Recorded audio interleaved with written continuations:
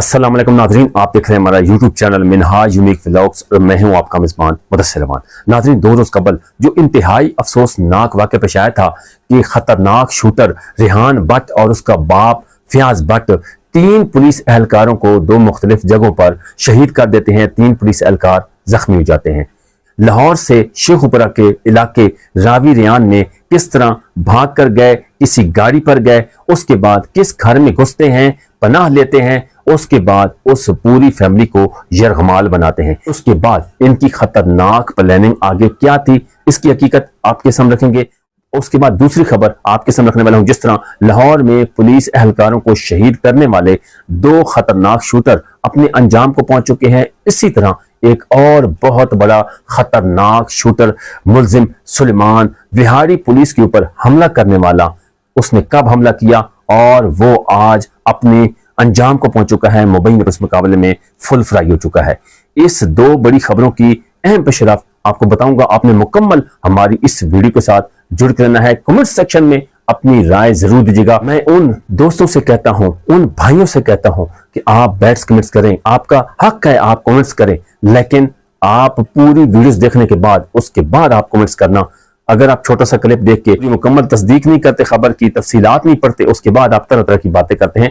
आज 2 जो खबरें हैं अहम पेशरफ सामने आ चुकी है। कहां कहां किस किस जगह उसने खतरनाक शूटर अपने साथ रखे हुए थे। 2 बड़ी खबरों की आगे चल के तमाम हकीकत के साथ आपको आगाह करता हूं। उसके बाद जिन दोस्तों ने अभी तक हमारे यूट्यूब चैनल को सब्सक्राइब नहीं किया, जल्दी से सब्सक्राइब कर लें, बेल आइकन को ऑल कर लें, वीडियोस को लाइक और आगे शेयर लाजमी कर देना। खतरनाक शूटर रेहान भट्ट किस जगह उसने तरबियत हासिल की और 16 से 17 साल उसकी उम्र थी। पुलिस इंस्पेक्टर अदील साहब को कॉल करता है और उसके बाद रोना धोना करता है कि एक बेटा मेरा फैजान पहले पुलिस मुकाबले में पार हो चुका है, गलत कामों की वजह से मेरा दूसरा बेटा गलत रास्ते पे चल चुका है, खुदा के लिए उसको आके पकड़ लो। रोना धोना शुरू कर दिया, ड्रामेबाजी शुरू कर। सब इंस्पेक्टर अदील ने मोटरसाइकिल लिया और साथ एक कांस्टेबल असद को साथ लिया और उस जगह पर पहुंच जाते हैं जहां खतरनाक शूटर रेहान भट्ट और उसका बाप मौजूद होते हैं। जो ही पहुंचते हैं तो किस तरह उनकी प्लानिंग होती है, पहले से वो तैयार होते हैं, क्योंकि आपको पता होना चाहिए कि खतरनाक शूटर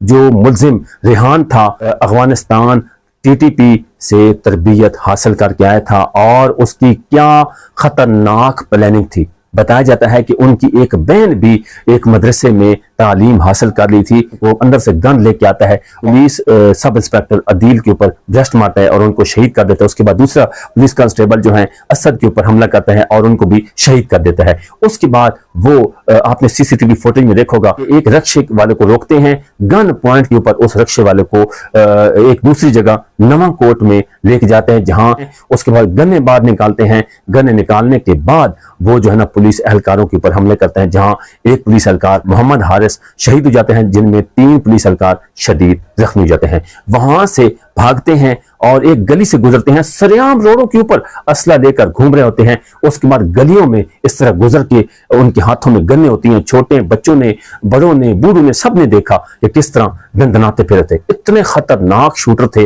और तरबियत याफ्ता।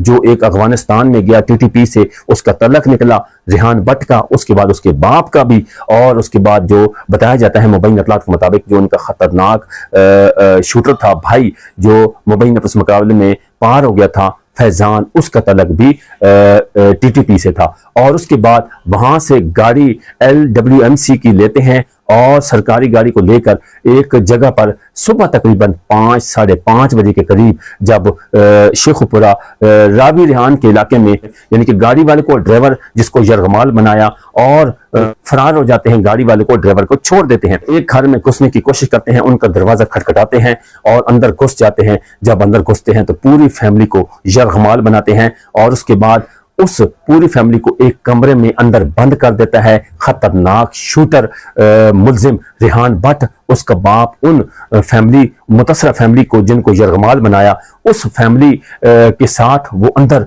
रेहान भट्ट का जो बाप है फयाज भट्ट, वो कमरे में मौजूद होता है। उसके बाद बाहर से जब उसके पूरी फैमिली को यरगमाल बनाने के बाद बाहर से कुंडी लगा देता है और खुद आकर एक वॉशरूम में अपनी पोजीशन बनाता है। 4 इंच की दीवार को सुराख करता है, यानी कि ईंटें निकालता है। वहां अपनी गन की जो आगे नाली है उसको निकालता है। तीनों मुलजमानों के हाथों में गन्ने थी, पिस्टल था और बैग थे। अब देख लें, अल्लाह पाक का बहुत करम हुआ है उस फैमिली पर कि इतना बहुत बड़ा ऑपरेशन था और इस बड़े ऑपरेशन में उस फैमिली को आंच भी नहीं आई और वो फैमिली अल्लाह पाक ने महफूज रखी और वो बच गए।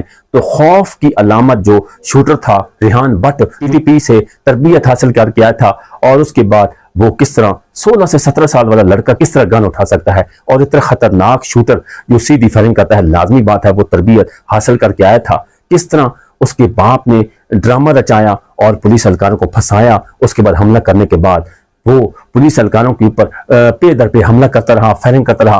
पुलिस एहलकारों ने, ऑफिसरों ने, ओहदेदारान ने, सब ने उसको वार्निंग जारी की कि फायरिंग रोक दो, अपने आप को गिरफ्तारी दे दो। उसके बाद पंजाब पुलिस के कमांडर्स जो हैं, सीटीडी के जो ऑफिसर हैं, आला अफसरान हैं, सब यानी कि वहां मौजूद थे। उसके बाद पुलिस कांस्टेबल कैसर हैं, वहां दीवार के अंदर छलांग लगाने की कोशिश करते हैं, एक ही ब्रस्ट मारते हैं और उस मुलजिम की खात्मा हो जाता है, अपने अंजाम को पहुंच जाता है। उसके बाद जबकि बाप भी ब्रेस्ट की जद में आता है और बाप भी मुबैना पुलिस मुकाबले में दोनों बाप बेटा जो हैं वो उसी जगह पर ढेर हो जाते हैं और मुतासरा फैमिली को बाहर पुलिस ले आती है और एक महफूज जगह पर उनको मुंतकिल कर देती है। उसके बाद उनका जो तीसरा मुलजिम साथ मौजूद था, बताया जाता है वो वहां से फरार हो गया। उसके बाद इनकी खतरनाक प्लानिंग क्या थी कि इस मुलजिम रेहान भट्ट की बहन एक मदरसे में तालीम हासिल कर रही थी, उस बहन को साथ लेना था और आगे खतरनाक क्या प्लानिंग थी कि पंजाब के एरिया से निकलने की इनकी प्लानिंग थी और वो केपीके में किस जगह पर वो जाना चाहते थे और उसके बाद टीटीपी के पास जाना चाहते थे या अफगानिस्तान में जाना चाहते थे। तो आज ये बताने का मकसद ये है कि दो खतरनाक शूटर जो रेहान भट्ट और फयाज भट्ट अपने अंजाम को पहुंच चुका है। लोगों को इन चीजों का पता नहीं होता और पुलिस एहलकारों के ऊपर, पुलिस ऑफिसरों के ऊपर, हमारादारों के ऊपर ट्रोलिंग करना और बोलना शुरू कर देते हैं। जब आपको मुकम्मल हकीकत का नहीं पता होता कि अंदर की खबरें क्या है कि वो खतरनाक शूटर जो पहले एक उस रेहान भट्ट का भाई अपने अंजाम को पहुंच चुका था, उसने पहले पुलिस एहलकारों को शहीद किया था, उसके बाद वो अपने अंजाम को पहुंचा था और उसके बाद उसने भी टीटीपी से ट्रेनिंग हासिल की थी। उसके बाद इस मुलजिम ने भी टीटीपी से ट्रेनिंग हासिल की है और ये खतरनाक शूटर जब पाकिस्तान में आता है और इसकी खतरनाक प्लानिंग क्या क्या थी, पुलिस एहलकारों के ऊपर हमला करना। तो नाज़रीन, ये अपने अंजाम को पहुंच चुके हैं, कोई भी अदारों को ललकार नहीं सकता। अब दोनों खतरनाक जो शूटर हैं, मुलजिम रेहान भट्ट और उसका बाप फयाज भट्ट, अपने अंजाम को पहुंच गए। उसके बाद नाज़रीन दूसरी खबर आपके सामने रखने वाला हूं। लाहौर पुलिस के बाद बिहारी पुलिस पर फायरिंग करने वाला मुलजिम फैसलाबाद में मारा गया। पंजाब पुलिस को टारगेट करने वाला मुलजमान भी अपने साथियों की फायरिंग से हलाक होने लगे। ज़राए के मुताबिक मुलजिम सलमान ने 2025 में बिहारी पुलिस पर हमला किया था, जिसे बिहारी पुलिस की जानिब से नाकाम बना दिया गया था। ताहम इस वाक़े की FIR पुलिस की मदयत में दर्ज कर ली गई थी। मुलजिम सलमान डकैती मुतअद्दिद वारदातों में मुलविस रहा। मुलजिम ने थाना सायावाला फैसलाबाद के इलाके में FIA के हेड कांस्टेबल को तशद्दुद का निशाना बनाते हुए उसके साथ डकैती की वारदात की और पंजाब पुलिस के मुलाजिम को भी असला के जोर पर लूटा। मुलजिम सलमान बैनुल इजलाई गिरोह का सरगना था और उसके बाद इसके ग्रुप में बिहारी और लाहौर के मुलजमान भी शामिल थे। मुख्तलिफ अजला के डाकू ने हर जगह लूट मार मचा रखी थी। मुलजमान का निशाना ज्यादातर पंजाब पुलिस के नौजवान थे। गुज़श्ता रोज फैसलाबाद चक झुमरा पुलिस को एक जगह मुलजिम की मौजूदगी की इत्तला मिलती है और थाना झुमरा के SHO रिजवान शौकत ने अपनी टीम के हमरा रेड किया तो मुलजमान ने पुलिस पर फायरिंग कर दी। ताहम मुलजमान की फायरिंग के नतीजे में उनका अपना ही साथी सलमान हलाक हो गया, जबकि दीगर मुलजमानों की गिरफ्तारी के लिए झुमरा पुलिस के रेड जारी हैं। तो नाज़रीन देख सकते हैं कि खतरनाक शूटर जो था, जो एक खौफ की अलामत बना हुआ था, जो यानी कि जिस तरह लाहौर में हमले हुए खतरनाक शूटर ने किए हैं, इसी तरह ये भी एक बैनुल इजलाई सरगना का गिरोह था।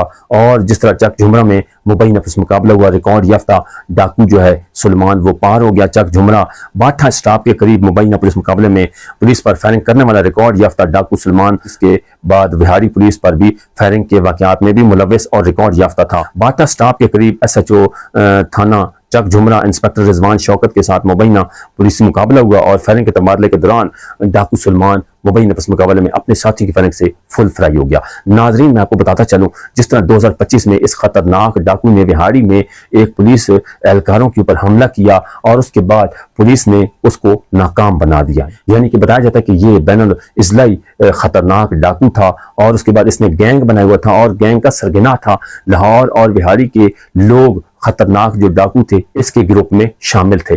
और उसके बाद ये खतरनाक डाकू मुबैना पस मुकाबले में चक झुमरा के इलाके में फुल फ्राई हो गया है, हलाक हो गया है। नाज़रीन, आज दो बड़ी खबरों की अहम पेशरफ्त आपको बताई है और 2 रोज कबल 13 अगस्त को जो इंतहाई अफसोसनाक वाक़या पेश आया था कि पूरे पाकिस्तान में 14 अगस्त की तैयारियां अरूज पर थी और जो रेहान बट का बाप था उसकी खतरनाक प्लानिंग थी, क्योंकि उसे पता था कि जगह जगह नाके लगे हुए हैं और पुलिस यानी कि पूरे लाहौर में, पंजाब में, पूरे लाहौर में मसरूफ है। उसने खतरनाक प्लानिंग की।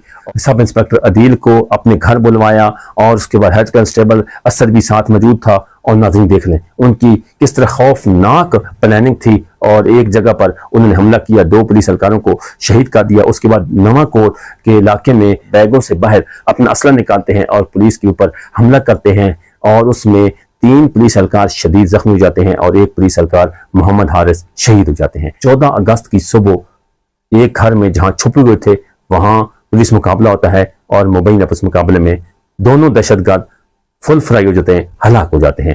उसके बाद दूसरी खबर, ये फैसलाबाद में जो खतरनाक खौफ की अलामत बना हुआ था, एक पुलिस एहलकारों के ऊपर हमला करने वाला सुलेमान डाकू, वो भी पार हो चुका है। 2 बड़ी खबरों के हक़ाइक़ आपके सामने रखी हैं। इसके बारे में आपका क्या कहना है, कमेंट सेक्शन में अपनी राय जरूर दीजिएगा। तब तक के लिए अपने मेजबान को इजाजत दीजिए। अल्लाह ने के बाद।